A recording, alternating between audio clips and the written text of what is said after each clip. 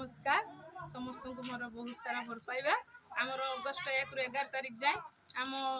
आमर अच्छी आस बुली जा आम अंगनवाड़ी केन्द्र तेणु आज आमर माँ मैंने मो अंगनवाड़ी केन्द्र को बुलायापी आसछंती तेणु समस्त को मु फुलर स्वागत करछि।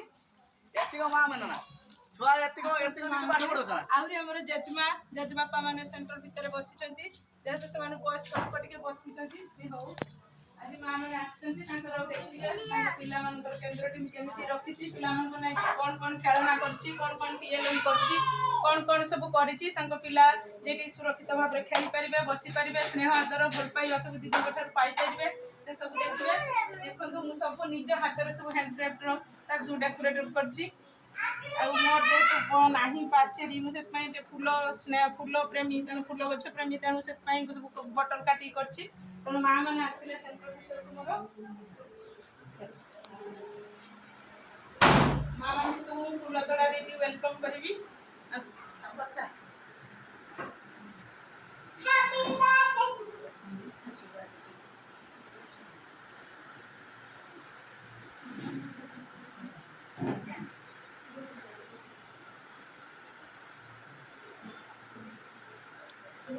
माँ मान को सब काली राति बसी सब निज कागज फूल तोड़ा फूलर कर माँ सब देखिए सेंटर में आउ कौन मोर असुविधा होती सुविधा हो पार सब मंतव्य देवे आम जेजबापा जेजमा मैंने बस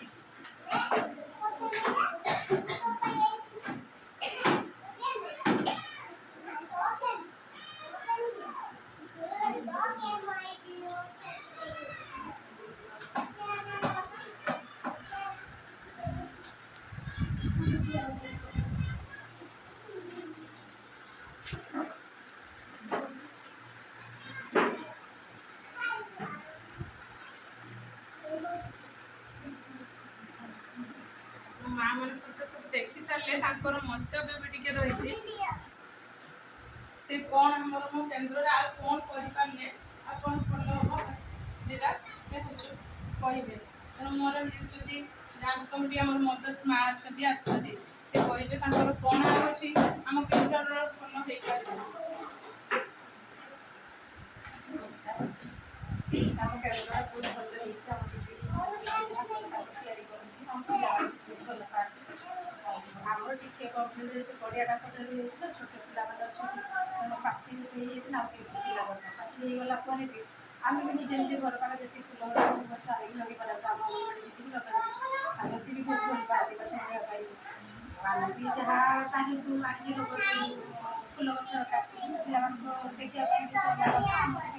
गाँ लोक भी बहुत बढ़िया सज भल लगता कहले मो माटी जहाँ पिला फ्यूचर पिलार फ्यूचर केमती सेफ्टी कर से मंतव्य देले आउ जड़े माँ भी मोर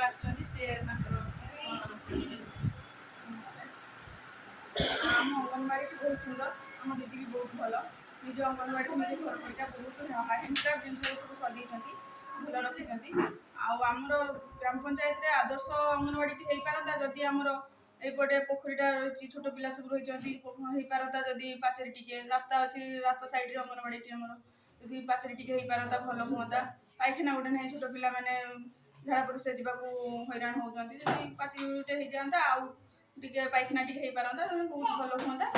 हाँ आम दीदी भी बहुत सजे भल रखी छुआ मान सुरक्षा ये सब जिन आवश्यक रही जदि हो पारता भल हाँ समस्त मोर बहुत खुशी लगे मो माँ मैंने मो अंगनवाड़ी केन्द्र बुली मंतव्य देले जदि यहाँ इच्छाटा मोर भी इच्छा मुझे भी बहुत थर मोर उपरस्थ अधिकारी मान जन जेहेतु जो पोखरी कड़े तो अधिक दिन मीटिंग ଆଟେଣ୍ଡ କରେ କେନ୍ଦ୍ରର ଅନୁପସ୍ଥିତ ରହିପାରେନି କେନ୍ଦ୍ରରେ ସହାୟିକା ଭଉଣୀଟି ସେ ବହୁତ ଅସୁବିଧା ତାକୁ ହେଉଥାଏ ତେଣୁ ଯଦି ପାଚେରୀଟା ହେଇଯାଇ ପାରନ୍ତା ଆଉ ମୋତେ ଗୋଟେ ପାଇଖାନା ଦିଆଯାଆନ୍ତା ତାହେଲେ ମୁଁ ଉପକୃତ ହୁଅନ୍ତି ଆଉ ମୁଁ ବି ଯେଉଁ ଗାଁ ମୋର ମା ମାନଙ୍କର ଯେଉଁ ସ୍ୱପ୍ନ ଆମର ଆଦର୍ଶ ଅଙ୍ଗନବାଡି କେନ୍ଦ୍ର ମୁଁ ତାହାକୁ ବି ପୂରଣ କରିକି ଦେଖେଇ ପାରନ୍ତି।